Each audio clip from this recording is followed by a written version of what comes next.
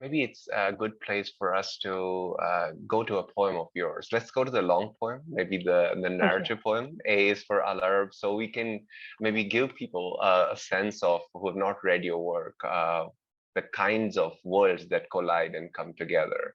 And maybe Yeah. you can read from the beginning and then something from the bits where you invoke the Quran. Yeah. So A is for Arab is it's written following a Fibonacci sequence. So the stanzas follow the different letters of the Roman alphabet. So I'll read from the beginning just a few stanzas there, and then I'll move to one of the more incantatory sections. And so this is, it starts with a little epigraph that says that it is written by an old philosopher in 1282 AD, Ibn al-Sheikh al-Qayrawani, and he said that Arabs used not to wish one another joy, but for three things: the birth of a boy, the coming to light of a poet, and the foaling of a noble mare. So the poem sort of takes its departure from this quote. And they used not to wish each other joy, but for three things: the birth of a blessed baby blue boy, the foaling of a beautiful broad-boned mare, and the coming to light of a promising poet, conjuring his craft in the hallowed halls and courts of princely benefactors. Though these days Arabs are more likely to be depicted as tyrants and terrorists, deprived of their dignity in demeaning strip searches, delineated as dogs, detained naked under black cloaks, blindfolds, draped over with dark hoods at Abu Ghraib, so eager to end their lives in the echo of jihad for the promise of enchanting slim-hipped Huri in heaven, so that even the rest of us, who should know better, tend to believe extraordinary things about these people, simply trying to exist in a hostile world. And wasn't it an Arab, Ibrahim, who famously extended his hospitality to the angels masquerading as messengers, who entered his tent unasked? And didn't he bathe their hands and feet, encourage them to eat, offer those three strangers a bed for the night, fetch only the finest food that he could find, slaughter his fattest, plump-pinched calf just so his guests could feast on the tender roast flesh, feed their brown-skinned bellies full? For perhaps he understood what it felt like to be foreign, to be flung far from the familiar, to live in frequent fear for your life, for those you love, to ferry 5 children across the fierce foaming sea, to find yourself having to choose between home and family, to flee like fugitives until you hit another fence, to face unflinchingly the unassailable fact that from here on out so much will be forgotten: language, flavor, fragrance. So fragile, this freedom you fight for. I'm just going to go to the very end of the book. So these are incantatory verses from the Quran. I'm just going to read the last page. O you who are wrapped in your night robes, stand at prayer throughout the night, leaving only a little for rest and sleep. Stand for half of the night, or a little less, or a little more. And whenever you rise, recite the Quran in your prayers in slow and measured tones. Soon we will reveal to you a message, one that is pregnant with meaning, Truly he who rises at night has accomplished one of the most difficult tasks and is thus in a position to receive the soundest of messages. By the fig and by the olive, by the mount on whose slopes these two fruits grow, by this land of peace and security, I swear that we created man in the very best of modes. We reveal the Quran on the night of power. Do you know which night is the night of power? The night of power is more excellent than 30,000 nights. On the night of power, the angels and the Holy Spirit descend, bearing his commands, and until the break of day, the angels utter but one word: peace. Say, my God is one. The cosmos is a manifestation of his eternal names, for he is mirrored in all things in a most subtle manner, and he is free of all wants and needs.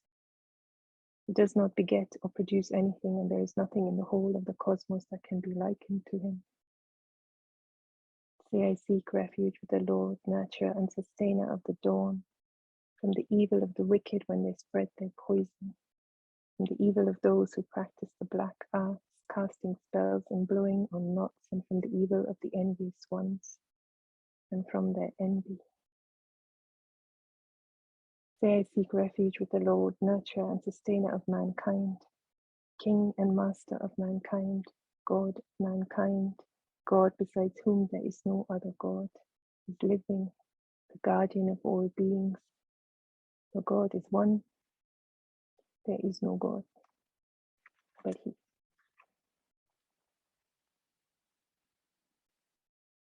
I love that bit, it's just, I remember reading the poem for the first time, and there was just TV news playing in the background, and just all kinds of stuff coming blaring out of that television, that some version of doom scrolling, doom listening, and reading this poem, suddenly the poetry of the Quran, I it just rose above that din, and and I could feel the solace that the the the the, the character in this poem gets from hearing these verses when his world has collapsed.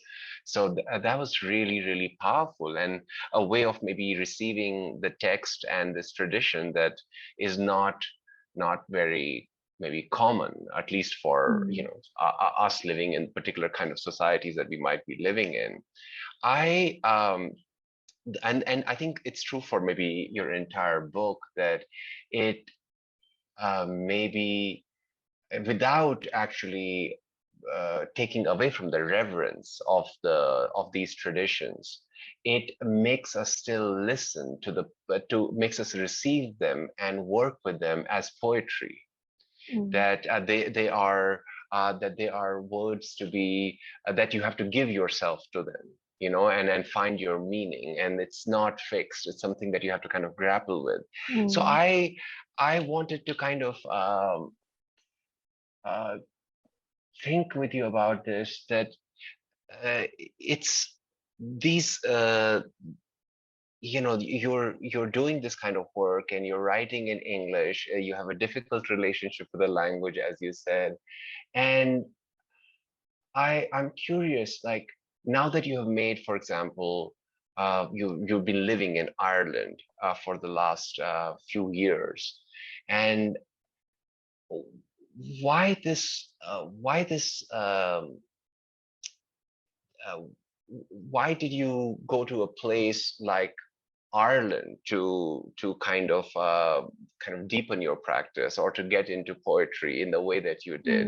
I mean, at least to my mind, I've never asked you this openly, but to my mind, because of my own kind of conflicted relationship with English, and what we hear around us, I found affinity. I find a strange affinity with the Irish, because they're close to English, but they keep it at a distance. So I was wondering, how does making Ireland your home, and writing in English and trying to bring all this together work together for you?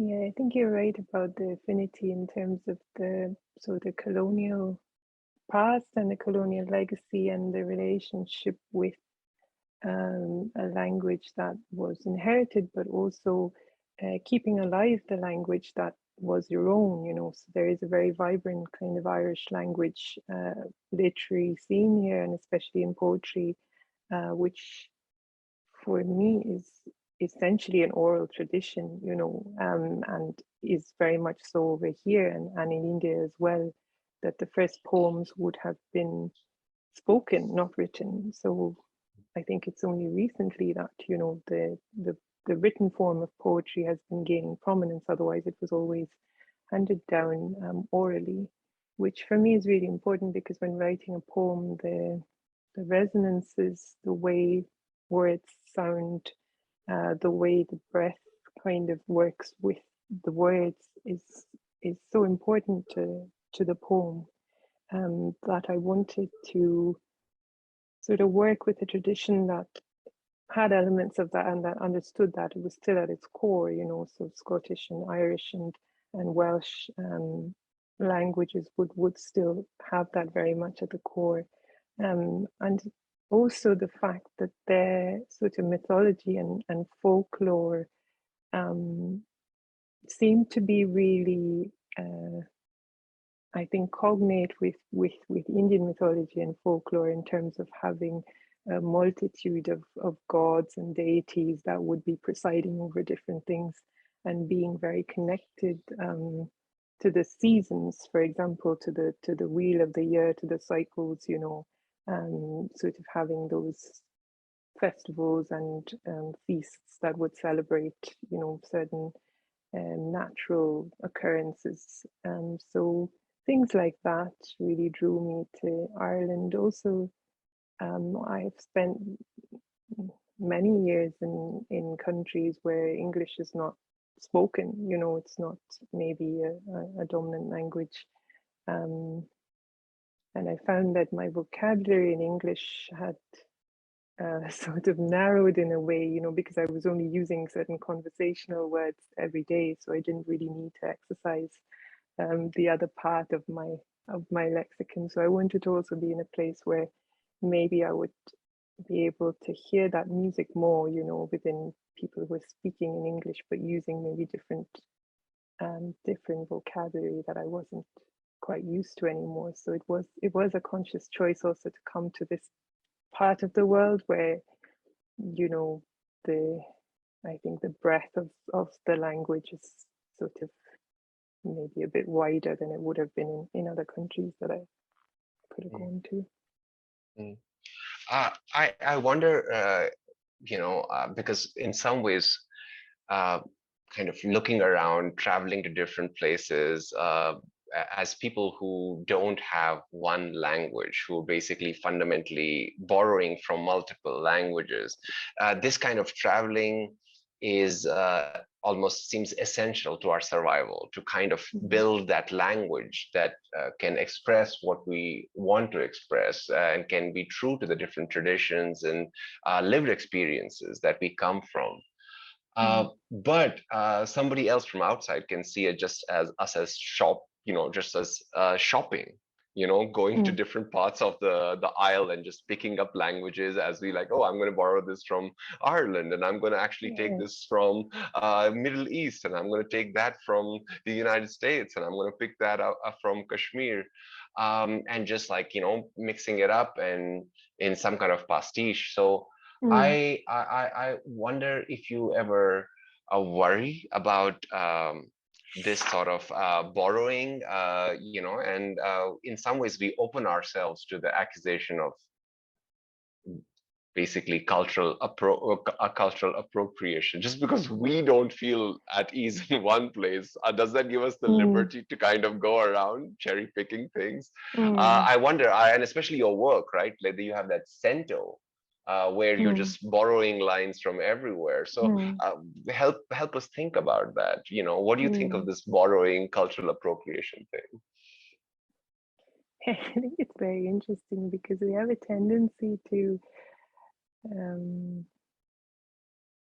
maybe like things neatly packaged, you know, so you can be from one or two places, or you can have like one or two influences, but once you start bringing in sort of a transnational, you know, multilingual experience, it becomes quite hard to pin down. At the same time, there are so many people who are having this experience and growing up like that, and you know, the increased mobility and sort of the technological advances and everything that we in our own lifetime, which has been so short, you know, what's happened, just that the the collision in a way of all these cultures means that you will have people who either see many places as their home or don't see anywhere as their home, you know, so they can continuously sort of trying to find that, or they, you know, have are at ease with belonging to multiple different places and ways of thinking. And I think if I had to put myself in one of those camps, I would probably lean towards the second one, where I feel like in so many ways those places are my home, you know, and I do belong to, or at least have, you know, some sort of investment in those places and in those cultures, that I feel like I want them to be recognized. Like I want them to have also their kind of day in the sun, like everyone else has had. But also like, and with that center that you mentioned, which is about birds, like I think a lot about birds, you know, in terms of migration, because they're the original migrants. They didn't have any fixed home, and you know, they kind of wander around where is most conducive to their survival. So I think as human beings, and we're seeing this unfortunately with, you know, all the sort of many crises that we're facing at the moment, whether it's climate change or it's conflict, or, you know, all the reasons that people move from place to place, that I think it will only increase in the years to come. And so there has to be some sort of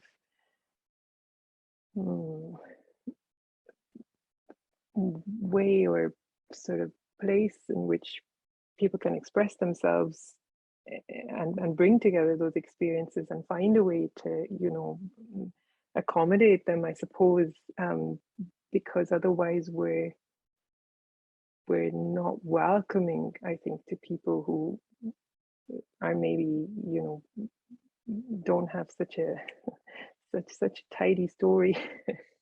Mm. Yeah, we have just a comment from someone talking about precisely the affinity that maybe the Irish also feel for other people from other parts of the world who might be oppressed because of their particular kind of colonial history. And I think that actually sometimes in marking our cultural territories, like, you know, we bring in the kind of political fights into the cultural realm, and of course that's valid to some extent, but rather than building a capacious culture where we can actually you know, where we see each other's humanity and each other's lives in a you know, richer way, sometimes, you know, when we kind of go against the idea of borrowing, you know, we restrict ourselves. We say, okay, you only, just because you are, you know, a true blue Kashmiri, only then you can write about Kashmir. Otherwise, you can't actually speak about it. So I find at least your practice to be liberatory in certain ways. Yeah, and I wonder if do you want to read us that cento so that we can actually fly with the birds? Yeah. So the cento has it's a traditional form, Italian, which is sort of a collage of different lines. So I've taken lines from various different poems that have been transformative for me through the years. So all the poems have lines that either they stopped me, I couldn't go beyond them, or the poets themselves, you know, have been really influential in my work and in my life. So I wanted to again bring bring those lines together and see if something could kind of precipitate out of them. So this poem is titled from the poet Rainer Maria Rilke, and the poem is titled "What Birds Plunge Through Is Not the Intimate Space." She can't believe this jag-winged majesty really wants a piece of her. Creature stealing up, rising like a black and leafy ledge into the honey-bearing chaos of high summer. Everyone's voice was suddenly lifted. Oh, but everyone was a bird. But it isn't a bird. It's a man in a bird suit, a song inside him, blue shoulders instead of feathers. There is a sky teeming with winged things, birds with fiery plumage winging wildly across the white orchards and dark green fields, on and out of sight. A stand of white pines, individual flames against the masonry of black smoke. The day-blind stars waiting with their light. Stillness falls like a cloud. Suddenly she puts out her wing, the whole, full, flirtatious span of it. Blackbird, my lord, as nothing will hurt you, I'll sing as I love.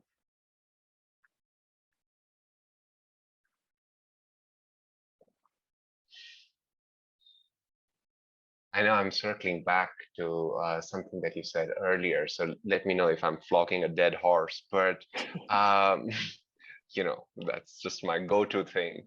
But you said something earlier, and you've written it elsewhere, that you feel most at home in language. And in this conversation, you know, it seems like it's not a particular language. When you say you feel most at home in language, you're not saying that I feel most at home in English or in you know, in Hindi or in Malayalam or Arabic, but in some larger notion of language. And you know, you narrated that thing about dropping the words once you have the meaning, right?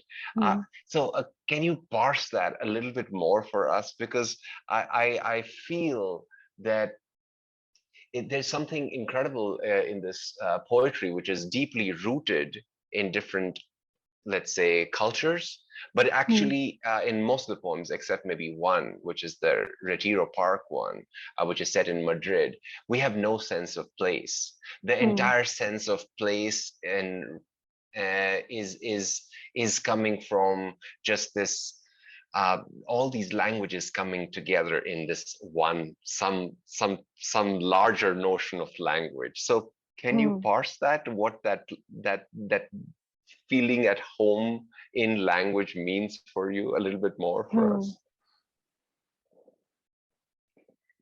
I think what I meant by that is, so language for me is, it's a little bit like a magic trick. Sort of like, you know, you as a writer conjure up something with words like a magician does. But while you're doing that, the real trick is actually happening somewhere else, you know. So we're kind of distracting you with the beautiful words and the lyrics and everything. But what's actually happening for me in poetry is something that goes way back to this Indian text called Natya Shastra, which was sort of like the original treatise on poetry and drama. And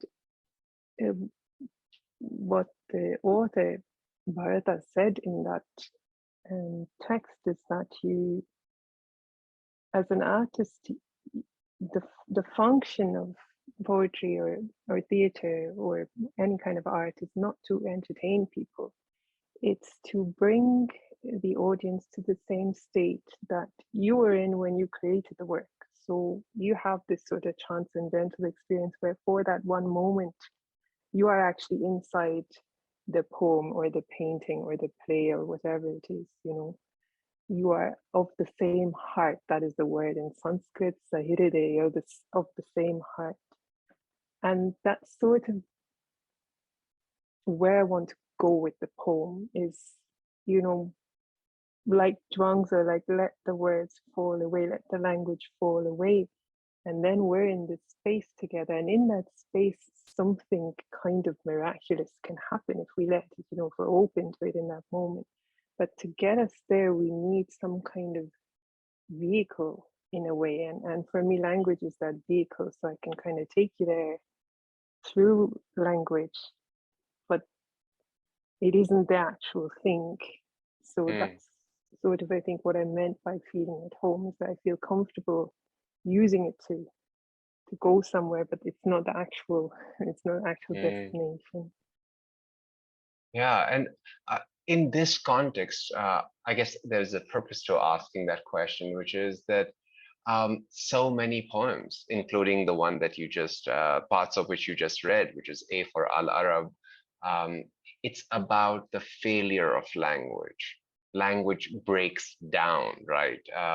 That's why, in some ways, or that's not why, but the Quranic verses follow once language has broken down in some way. Some other language has to take place. Or in that poem, Because, right? It begins with a certain kind of indictment of language that it doesn't do what it's supposed to do.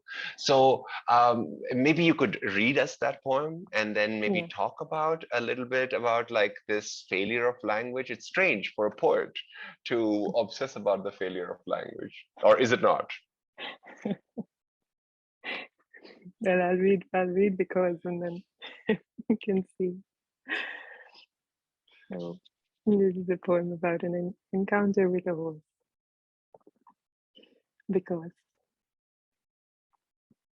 Because nothing is like anything else. An approximation will always break down when you need it most.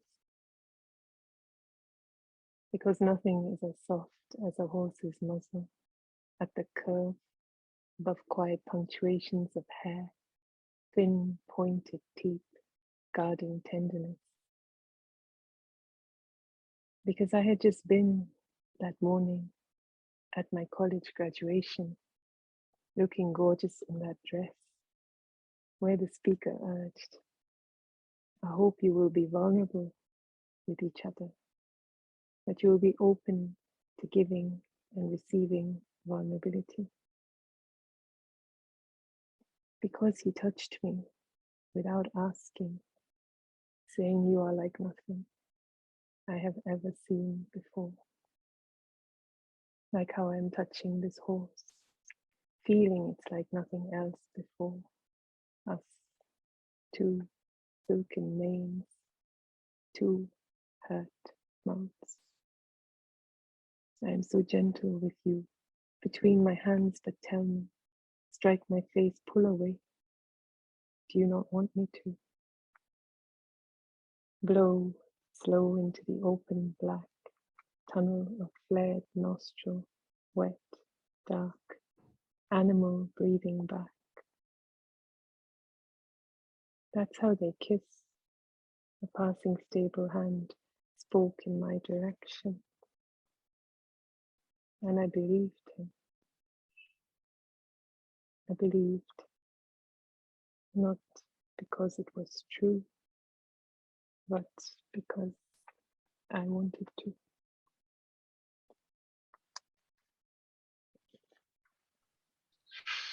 It's brutal. I mean, I remember feeling that the first time I read it and every time since. So, and not just failure of communication or language between people, but even failure of silence between the person and the horse, or so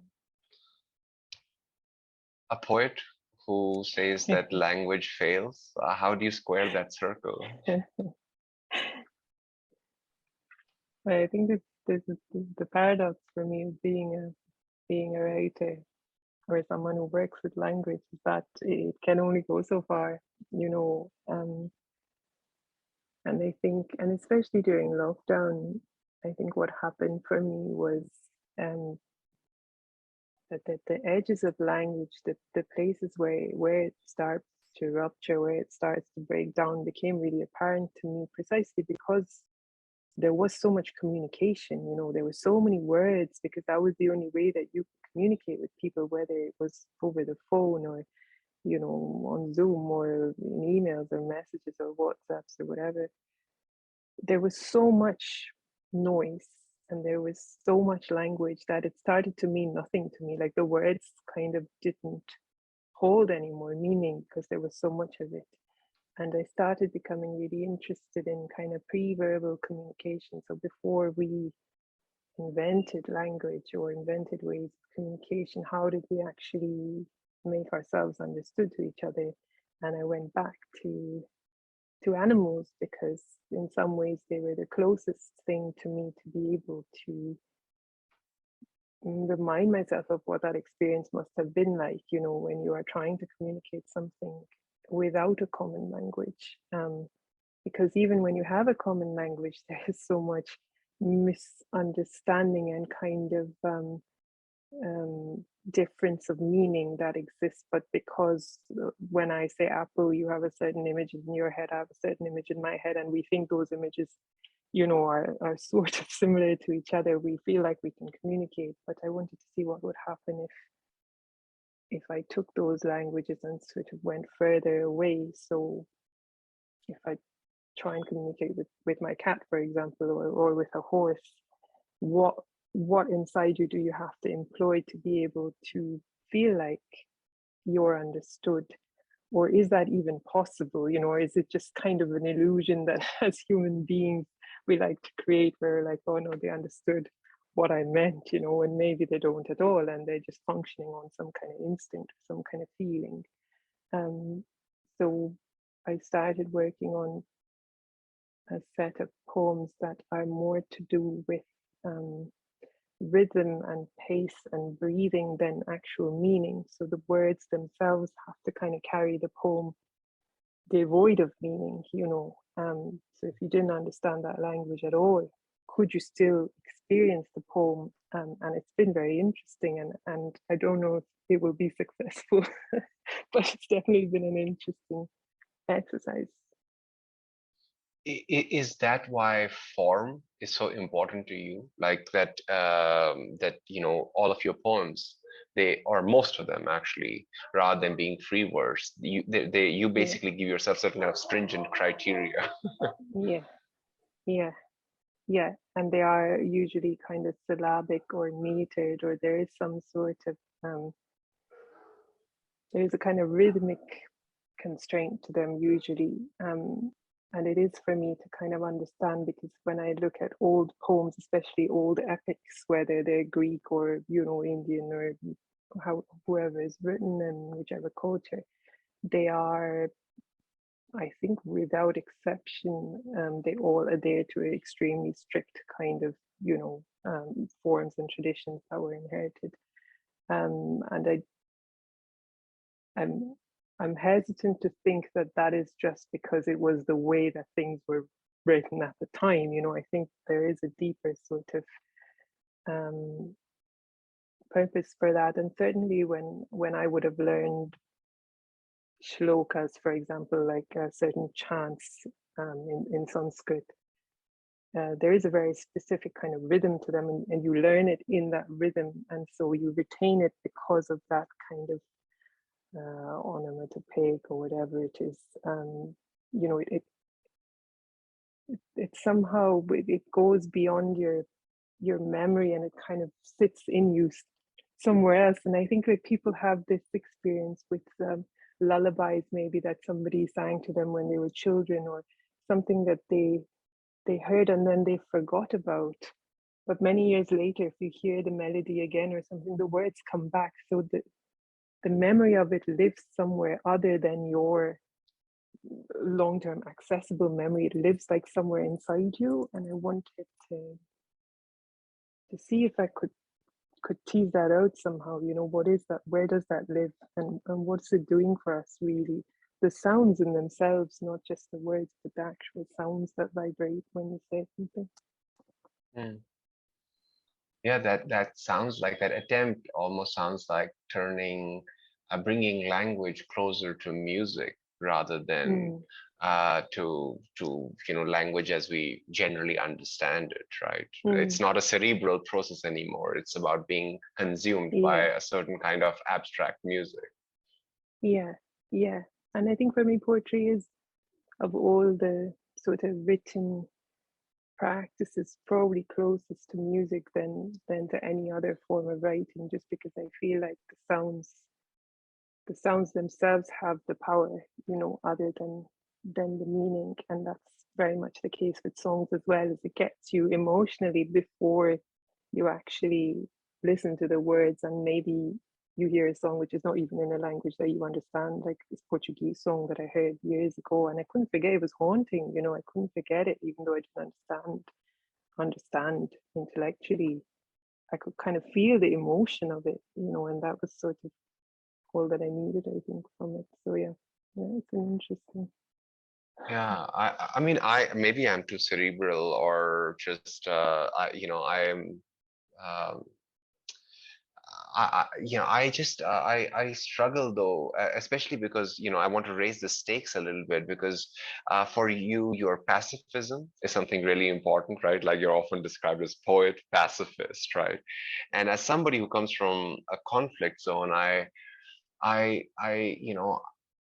for me, the idea that language fails is really painful, because that just means that there is perhaps no rapprochement, and I don't have that faith in that transcendental music will basically Mm, like give us some kind of a common ground. So mm, I wonder, as somebody who is identifies as a pacifist and takes that seriously, how does this kind of poetry, how does this language that's written with this crisis mm, connect to that idea of pacifism? mm. I think it's an interesting question for me, because I come up against it myself quite a lot, and it sort of phrases itself as why write, you know, what can poetry do, what can art do, can it actually do anything in the world? And of course there are various schools of thought on that, you know, in terms of whether it has a kind of political slash activist function, and certainly performance poetry or spoken word, it is very much in that vein, that they do it for the reason that they want to see change happen, you know. Maybe poetry on the page not so much, but I think it's definitely something that I've come up against, and in my own sort of work in peace building and conflict resolution, I have encountered this failure of language multiple times, and it's extremely frustrating, because you realize that the tools that we have are not sufficient for the task at hand, and that's always it's a grim it's a grim realization when you realize it isn't enough, you know. And I think what it does for me is it kind of pushes me in other directions, where it's like, okay, if this isn't the way there, what is the way there? Because there has to be a way there, right? Because otherwise we're doomed, like you say. So I suppose to keep that hope alive in the sort of experimental part of my work, where it moves outside of forms, it moves outside of sort of conventional ideas of what something could be, to see if we break this, maybe something else can be made out of it, you know. But equally, maybe not. So I don't have the answer to that, but I think there is still that desire to try to find a way, despite the obvious failures sometimes of the medium. Yeah. We have a question that I think I skipped earlier, but I want to bring it Really? now because we're talking about about failures of language, which is about being multilingual and Mm. dreaming in different languages. Uh, do you first of all dream in different languages, and do you Mm. actually remember those the the actual speech from those dreams in those different languages, and does that come into your poetry? That's a good question. So I do keep like a dream journal, and sometimes I'll wake up in the middle of a dream and I'll write down something that happened in it or something that I heard, and then read it in the morning, and it completely makes no sense. but but if I don't write it down in the moment that it happens and I'm awake, I usually don't remember. I don't remember the exact speech or the exact sort of actions. I kind of just have a vague notion of something like this happened in this place or a feeling about it. But yeah, I don't have a really good memory of or recall of a dream if I don't wake up right in the moment. Whether I dream in different languages, I think I do. I think I do dream in different languages. Sometimes I dream in languages which I don't actually know in real life, which is quite strange. I think they do exist, but yeah, I don't know them. But people will speak to me in them, and in the dream, I seem to be able to speak perfectly fine in that language. But then again, when I wake up, I don't know. But dreams are very interesting, and a lot of my poems did begin with dreams, or they have like a dream component to them. So yeah, they, yeah, Yeah, they are supposed to be auguries, right? yeah, exactly. Which actually is an uh, interesting thing because so I think of poetry sometimes as like an act of ventriloquism, where you throw your voice out and you see what comes back. And when I read about ventriloquism, like the origins of it, apparently it started with something that they call gastromancy, which is like your stomach makes sounds, yeah.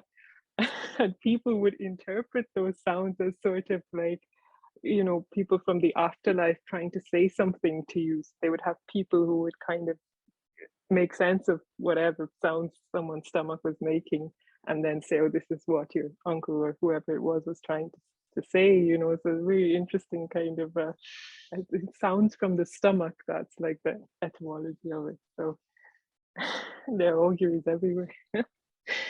um, I think there's also a question from Colleen here about trying to uh, capture the complexity of darkness from both of yeah, you. So okay, we'll get to that question, but I think we've been on loss and on like crisis a lot. So I want to go to something before we go to darkness, which is like also feels a little heavy. I want to go to something lighter, because um, I think at least I'm grappling with this as in adulthood, that unchecked, unbridled laughter of our childhood. mm, It becomes less and less frequent, and yeah. I definitely want to make sure that there is some nod to laughter in and joy in our session. So and I loved the bit in the long poem A is for Al Arab, where Jehan and Mariam, they are making jokes, and they are they basically, I think it's Jehan who asked this joke. What's the favorite day of the week for the Jaguar? And the answer is Tuesday, right? And it's a great moment, right? That's kind of stuff that you don't find in a otherwise somber collection of poems about serious things.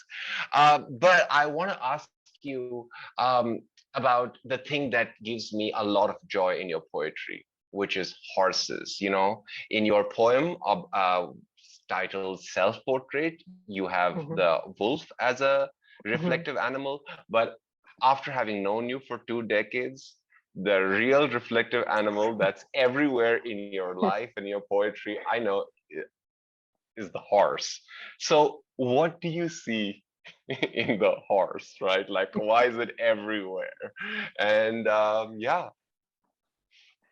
Last week I was visiting Wales, and I was remembering that the only time before I had visited Wales, I was 5 years old. So I went on a holiday with my family, and we stayed with another Welsh family in a stone cottage, kind of on a farm. They had a working farm with sheepdogs and everything. And it was the first time that I remember encountering a horse, in my own memory, and being kind of lifted onto its back and being able to see so much more than I could see from where I was standing when I was little. I could suddenly see sort of like this whole sky and horizon and fields which I had not seen before. And for me, there was a sense of also, I think, like a real groundedness and a security in sort of having my weight being borne by someone else. So I didn't have to carry myself, like it was carrying me. And I remember looking into the horse's eyes. It was a big horse, and horses have big eyes, and for me as a child, it was enormous, and I could see sort of the whole of the surrounding kind of reflected in that horse's eye, and it became a kind of mirror for me, I think, in my life as well. And it reminded me of that story. We have a story in one of the old Indian texts, the Puranas, where this god Krishna, when he is a child, he's eating mud. I think he's playing, and he puts some mud in his mouth, and his mother comes and says, "What are you eating? Open your mouth and show me." And he opens his mouth, and instead of the mud, you see like the whole universe, kind of the whole cosmos in his mouth. And I think for me, the horse is that kind of creature where I can tap into something that I can't tap into as a human, which sounds very strange, but like it's something about it where I feel like there is some communion that happens that I don't have with my own species in a way. And again, it might be that thing with language, where language isn't the barrier anymore because there isn't one. So that is kind of removed a little bit. But also, yeah, I think, like again with Yeats, I was exploring his connection to unicorns actually, because he had an affinity for unicorns and included them in various of his poems and covers of his books and things. And once his sister asked him what the unicorn meant to him, and he said, I can't talk about it, but it's a private symbol for me. It's the soul, and I feel like that's sort of what it is for me as well. You know how to articulate, but there is some quality to it where I feel like it's easier to maybe get close to those moments of recognition or revelation in the presence of a horse than it is with other creatures, maybe. Yeah. I mean, I know whenever I look at horses in real life or even in films, Tarkovsky's horses, like you look at them and Yeah, you're transfixed. You can just keep watching them for minutes and hours. There's yeah, something um, captivating about yeah, seeing a horse do nothing. Forget about running, racing. That's just yeah, like a certain narrow vision of a horse.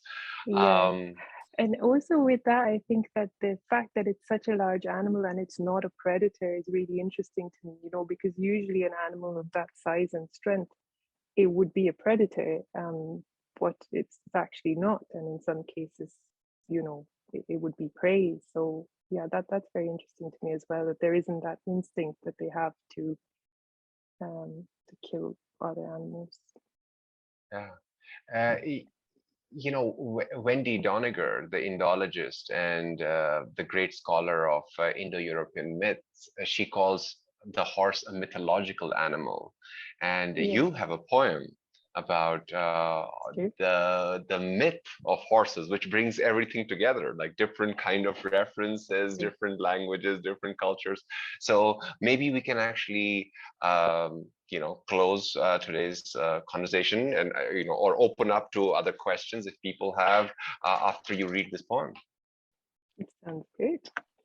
I'll read you a myth of horses. So a myth of horses kind of combines different myths from various cultures that include a horse. So there's Indian myths and Arabian myths and Greek myths and different ones. So I'll explain this for you. Okay. A myth of horses.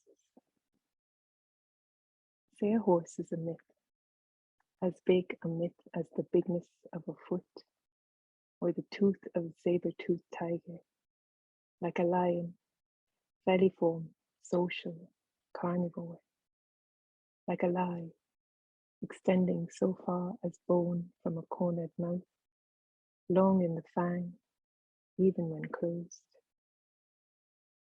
Say a myth is a horse. Say a myth is a band, is a herd, is a harris of horse. Say we harassed a horse. Say we kicked it, whipped it. Say we broke it. Say we broke a horse. How would we put it together again? Say there were only ever 5 horses, 5 of anything. Say we set them up, let them all loose, thirst tearing through their throats in a tortured desert, gave them leave to find drink, and right when they came in sight of that glitter dark oasis, pierced a whistle like a falcon bird of prey hunting them down, calling them forth, commanding their return. Say only 5 of them did, so we called these Al-Kamsa, the birth of all horse on earth. Say a horse did not need water, for it could hit a fisted hoof upon any surface and draw blood like constellations. Say a horse did not need water because it had wings. Say a horse is a mount, is a fount of life. Say horses were born to run, even though they were not. Say they sleep standing up, not lying down. Say they move towards pressure, not spurred on by pain. Say they shy away. Say a queen made love to a dead horse. Say a queen was made to lay down love with a slain stallion, stallion worth 1,000 cows, under the sign of Sirius' 4-eyed dog star. Say this horse flew like a bird over a kingdom, fleeing men. Survived a whole year before being welcomed, bathed, ritually slayed by the king of men. Say the day that we burned the body of love, the flames wouldn't go out. Love was just a boy with a sugarcane bow and 5 flower arrows. So we put him in the mouth of a weary white mare and drowned her there beneath the waves, where she still waits with a doomsday womb, breathing bloody fire. Say a horse is not a horse, but a giant trap. Wooden war toy besieging the beach. Soldiers armed to the teeth in the belly of the beast, 2 spies sewn shut in its lips. Say a horse is a gift, don't look it in the mouth. Say a horse is the rift between us. Say we flung a spear, sprung a leak in its side, yet it did not bleed. Say that's why. The bat-blind soothsayer died for saying, Ecco ne credite, do not trust the horse. Say riding a horse, for the horse is like feeding the jaws of a pride of lion closer on the flared boat of your throat, the lecherous grasp of a human predator grappling with your jugular. Imagine the horror. as horse. And what if this lion could speak? Say we would not understand him. Thank you so much, Nidhi. And Thank you. there's so much to talk about, whether it's horses or language. And but I am going to give the last word to Colin because his question needs to be answered, and he's going to ask the question. No. My question doesn't need to be answered. This has been truly fantastic. I should say, for those of you who are listening, my question was about both Anmol and Nidhi we spoke about this in a conversation last week, have a very interesting and sort of complex sense of the multivarious ideas and sort of forms of darkness. And I really wanted to hear. I really wanted to hear a 20-minute conversation about it, but that's just me being selfish. I think at this point, I think maybe we can thank you for a really extraordinary conversation. Nidhi, I'm thinking of that phrase from Sanskrit. Was it "of the same heart"? Was the phrase that you used, and I felt that for the last hour and 10 minutes ago, we got to listen in and perhaps sort of experience that being of the same heart of you and Anmol together, making this extraordinary and meditative conversation. It felt really special. Thanks so much, Gillian. Yeah, there's something incongruous about the building behind me versus the integrity and the brilliance of the conversation. So for anybody who's watching, sorry about that. I did have to move from where I was earlier, but this has been a real pleasure. It's as I said, the fifth in the series of Is It About a Bicycle? And they have all been just absolute gems, listening to two smart people thinking about making art together. So thank you, Anmol, for asking questions. Thank you, Nidhi, for answering them and for reading so beautifully. It's been great. And just in case you do not know and didn't see this in the chat, Nidhi's collection, Auguries of a Minor God, is available on a website that I couldn't possibly mention in polite company, but it gets books to you pretty quickly. Even from across the Atlantic. So it is available, Auguries of a Minor God.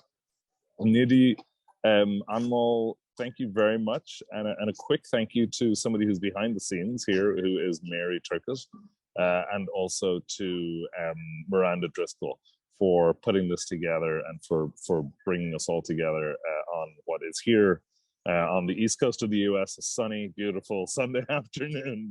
And thanks to our audience for being with us. This, of course, has been recorded and will be available within a few days, I imagine, on Solas Nua's website and on Global Irish Studies website. So, Nidhi, Anmol, it was a real pleasure.